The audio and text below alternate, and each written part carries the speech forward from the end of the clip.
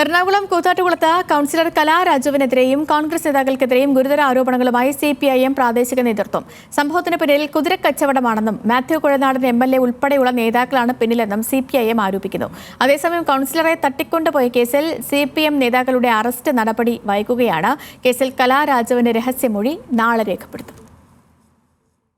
കൂത്താട്ടുകുളത്ത് CPIM കൗൺസിലറെ CPIM പ്രവർത്തകർ തന്നെ തട്ടിക്കൊണ്ടുപോയെന്ന ആരോപണത്തിൽ കൗൺസിലർ കലാരാജുവിന്റെ തുറന്നു പറച്ചിലിനെതിരെയാണ് പാർട്ടി രംഗത്തെത്തിയത്. വിവാദത്തിന് പിന്നിൽ മാത്യു കുഴൽനാടൻ MLAയുടെ നേതൃത്വത്തിലുള്ള കുതിരക്കച്ചവടമാണെന്ന് CPIM area committee secretary PB Ratheesh പറഞ്ഞു. തട്ടിക്കൊണ്ടുപോകൽ കേസിൽ തനിക്കെതിരെ ജാമ്യമില്ലാ വകുപ്പ് ചുമത്തിയതിന് പിന്നാലെയാണ് രതീഷ് വാർത്താസമ്മേളനം നടത്തിയത്. വലിയ കുതിരക്കച്ചവടമാണ് നടന്നത്. ആ കുതിരക്കച്ചവടം ഫലപ്രാപ്തിയിലെത്താത്തതിൻ്റെ വെപ്രാളമാണ് 18-ാം തീയതി മുതൽ മാത്യു കുഴൽനാടൻ്റെ നേതൃത്വത്തിൽ നടത്തിക്കൊണ്ടിരിക്കുന്നത്. അതിൻ്റെ ഭാഗമായാണ് അവരുടെ ഭാഗത്തു നിന്നും ഉണ്ടായ ആ ജനാധിപത്യ വിരുദ്ധ പ്രവർത്തനങ്ങൾ പൊതുജനം തിരിച്ചറിയുമെന്ന് വന്നപ്പോഴാണ് CPIM തട്ടിക്കൊണ്ടുപോയി എന്ന കള്ളം പ്രചരിപ്പിക്കാൻ അത്തരത്തിലുള്ള ആളുകൾ സന്നദ്ധമായിട്ടുള്ളത്. അവിശ്വാസ പ്രമേയത്തിൽ ചർച്ചയിൽ നിന്ന് വിട്ടുനിൽക്കാനാണ് CPIM തീരുമാനിച്ചത്. അതറിയിക്കാൻ കലാരാജുവിനെ ബന്ധപ്പെടാനായില്ല. കലാരാജു സംസാരിക്കുന്നത് കോൺഗ്രസിന്റെ തോക്കിൻ കുഴലിനു മുമ്പിലിരുന്നാണ്. എറണാകുളത്തെ ആശുപത്രിയിലേക്ക് മാറ്റിയതിൽ ദുരൂഹതയുണ്ടെന്നും CPIM പറയുന്നു. ഈ മാസം ആദ്യം കലയ്ക്ക് കോൺഗ്രസ് സാമ്പത്തികമായി ആദ്യഗഡു കൈമാറിയെന്ന ഗുരുതര ആരോപണവും CPIM ഉന്നയിക്കുന്നു. ഈ വിഷയം സമഗ്രമായി അന്വേഷിക്കണം. ഞങ്ങൾ പറയുന്നു, ജനുവരി 18-ന് എന്ത് നടന്നു എന്ന് അന്വേഷിക്കട്ടെ. ഒരു തടസ്സവും ഞങ്ങൾക്കില്ല. ജനുവരി 18-ന് രാവിലെ മുതൽ ഇവിടെ ഇരുന്നപ്പോഴും അവിടെ നിന്ന് പോരുന്ന വഴിക്ക് എന്ത് നടന്നു എന്ന് അന്വേഷിക്കട്ടെ. പക്ഷെ അതോടൊപ്പം അതിനു മുമ്പ് ജനുവരി ആദ്യം മുതൽ നടന്ന കാര്യങ്ങൾ അന്വേഷിക്കണം.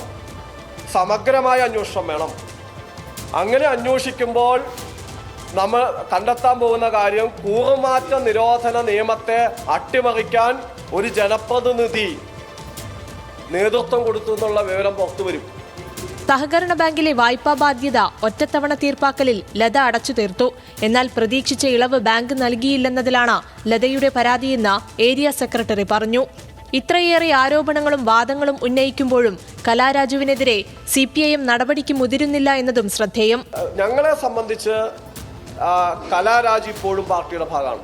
അതുകൊണ്ട് വ്യക്തിപരമായി എനിക്കും അതോടൊപ്പം തന്നെ പാർട്ടിക്ക് 100% ഉറപ്പുണ്ട്. കലാരാജുവിനെ തെറ്റിദ്ധരിപ്പിക്കുകയാണ്, കലാരാജുവിനെ സമ്മർദ്ദത്തിൽ പെടുത്തുകയാണ്. കലാരാജു ഇപ്പോൾ വല്ലാത്ത സമ്മർദ്ദത്തിലാണ്. അവരെ താൽക്കാലിക രാഷ്ട്രീയ നേട്ടത്തിന് വേണ്ടി കോൺഗ്രസ് ആ സഖാവിനെ തടഞ്ഞു വെച്ച് അവരുപയോഗിക്കുകയാണ്. അതേസമയം CPIMന്റെ ആരോപണങ്ങൾ കലാരാജു നിഷേധിച്ചു.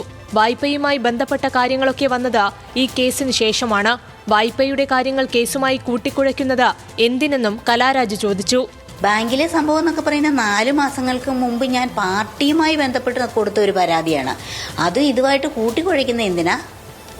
ഞാൻ എൻ്റെ പരാതി എന്ന് പറയുന്നത് 18-ാം തീയതി രാവിലെ അവിശ്വാസത്തിന്റെ സമയത്ത് ഞാൻ വാതുക്ക വരെ എത്തിയുള്ളൂ. ഞാൻ ഉള്ളിലേക്ക് കടന്നിട്ട് പോലുമില്ല. ഇപ്പോഴും പ്രവർത്തകർ തന്നെ പറഞ്ഞു, എടി നിന്നെ അകത്ത് കയറ്റാതിരിക്കാനായിട്ട് സകല കൂട്ടും ഞങ്ങൾ ഇട്ടിട്ടുണ്ടായിരുന്നടി എന്ന് പറഞ്ഞു. തട്ടിക്കൊണ്ടുപോകൽ കേസിൽ CPIM ഏരിയ ലോക്കൽ സെക്രട്ടറിമാർ, നഗരസഭാ ചെയർപേഴ്സൺ, വൈസ് ചെയർമാൻ തുടങ്ങി കണ്ടാലറിയാവുന്ന 45 പേരെയാണ് പ്രതി ചേർത്തിരിക്കുന്നത്. എന്നാൽ ഇവരുടെ അറസ്റ്റ് വൈകുകയാണ്. അതേസമയം കലാരാജുവിന്റെ രഹസ്യമൊഴി നാളെ രേഖപ്പെടുത്തും. Kolenchery judicial first class magistrate കോടതിയിൽ ഹാജരാകാൻ കലാരാജുവിന് സമൻസ് നൽകി. കേസിന് പിന്നാലെ പുത്തൻകുരിശ് DYSPയുടെ അധിക ചുമതലയിൽ നിന്ന് മൂവാറ്റുപുഴ DYSPയെ നീക്കി. ആലുവ DYSP TR രാജേഷിനാണ് ചുമതല കൈമാറിയത്. ന്യൂസ് മലയാളം, ഇടുക്കി.